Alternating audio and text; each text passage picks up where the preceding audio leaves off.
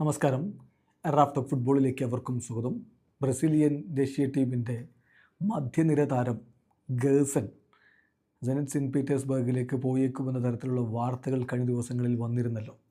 Brazil ക്യാമ്പിൽ വെച്ച് Ancelotti അദ്ദേഹത്തെ മാറ്റി നിർത്തി ഈ വിഷയത്തിൽ സംസാരിക്കുകയും ചെയ്തിരുന്നു. കാരണം ടീമിൻ്റെ പ്രകടനത്തിൽ കോൺസെൻട്രേറ്റ് ചെയ്യണം, അതിനിടയ്ക്കൊരു ട്രാൻസ്ഫർ സാഗ വന്നാൽ അദ്ദേഹത്തിൻ്റെ കോൺസെൻട്രേഷൻ നഷ്ടപ്പെടും, ഇങ്ങനെയുള്ള കാര്യങ്ങളൊക്കെ ചർച്ച ചെയ്തു എന്നു മാത്രമല്ല, കുറച്ചുകൂടി കോമ്പറ്റീഷൻ കുറഞ്ഞ ലീഗിലേക്ക് മാറുമ്പോൾ തനിക്ക് ദേശീയ ടീമിലേക്കുള്ള അവസരം ഇനി നിഷേധിക്കപ്പെടുമോ എന്നൊരു ആശങ്ക ഗേഴ്സനുണ്ടായിരുന്നു. പക്ഷേ ആഞ്ചലോട്ടി ആ കാര്യത്തിൽ ഉറപ്പ് കൊടുത്തു, തീർച്ചയായിട്ടും പരിഗണിക്കും, ദേശീയ ടീമിലേക്ക് പരിഗണിക്കും. ഇത്തരത്തിലുള്ള വാർത്തകൾ നേരത്തെ വന്നിരുന്നു.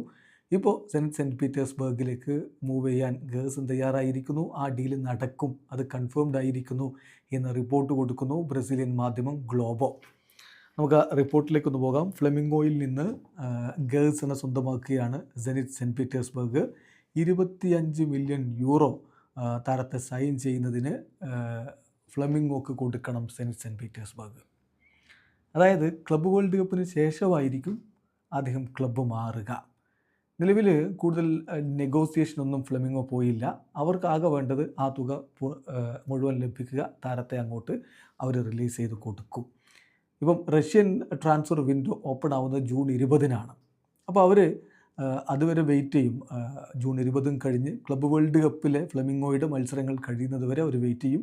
അതിനുശേഷം താരത്തെ സ്വന്തമാക്കും. ഇതാണിപ്പോൾ തീരുമാനിച്ചിരിക്കുന്ന ഡീൽ എന്നാണ് ഗ്ലോബോ റിപ്പോർട്ട് ചെയ്യുന്നത്. നമുക്കറിയാം, ഗേഴ്സൺ നേരത്തെയും ഫ്ലെമിംഗോയിൽ കളിച്ചിട്ടുണ്ടായിരുന്നു. അത് കഴിഞ്ഞ് അദ്ദേഹം യൂറോപ്പിലേക്ക് പോയിട്ടുമുണ്ടായിരുന്നു. വീണ്ടും ഫ്ലെമിംഗോയിലേക്ക് മടങ്ങി എത്തിയിട്ടുമുണ്ടായിരുന്നു. ഇനി വീണ്ടും യൂറോപ്പിലേക്ക് പോവാനൊരുങ്ങുകയാണ്. ഫ്ലുമിനൻസിലൂടെ തൻ്റെ സീനിയർ കരിയർ ആരംഭിച്ച താരം യൂറോപ്പിലേക്ക് പോയത് റോമയിൽ കളിക്കാനാണ്. പിന്നെ ഫാരന്റീനയിൽ ലോണിൽ കളിച്ചു.